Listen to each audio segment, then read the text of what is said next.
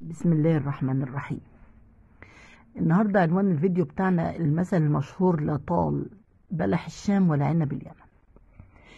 المثل ده بيتقال امتى؟ بيتقال لما يكون الانسان مشتت بين امرين ومحتار بينهم ويفضل متردد لغاية ما يخسر الاتنين. طيب ايه قصة المثل؟ يحكى ان واحد من الاعراب كانوا عايشين في الحجاز، فحس بضيق الحال والظروف المالية اتأزمت معاه، فقال ايه: انا اخرج من الحجاز اروح اليمن اشارك في موسم العنب، اشتري وابيع وامور الماليه تتحسن. فهو في طريقه قابل راجل قال له: انت رايح اليمن ليه؟ قال له: عشان انا ظروفي الماليه ضيقه وهشتري عنب وابيع واموري الماليه تتحسن.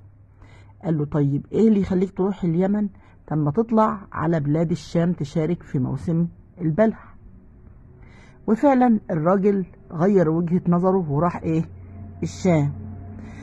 لما وصل الشام، اهل الشام قالوا له: انت جاي هنا ليه؟ قال لهم: عشان اشارك في موسم البلح واكسب وابيع واشتري.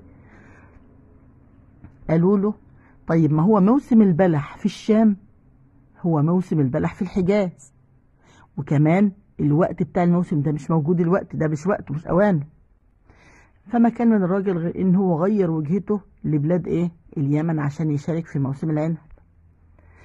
بس بعد ما وصل لقى موسم العنب ايه؟ خلص، لان طبعا السفر كان زمان مش زي الوقت، كان بياخد ايام وشهور.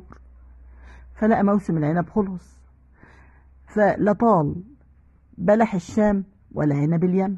ومن هنا الناس بدأت تقول ايه القصة دي: لما الواحد يكون عايز حاجتين او يفكر في امرين ومشتت بينهم ويخسرهم هما الاتنين. فبدأت المقولة دي تتشهر بين الناس بان ايه: لا طال بلح الشام ولا عنب اليمن. وده كان قصة الفيديو بتاعنا النهاردة. يا ريت يعجبكم. لو عجبكم اعملوا لايك وشير واشتركوا في القناة. مع السلامة.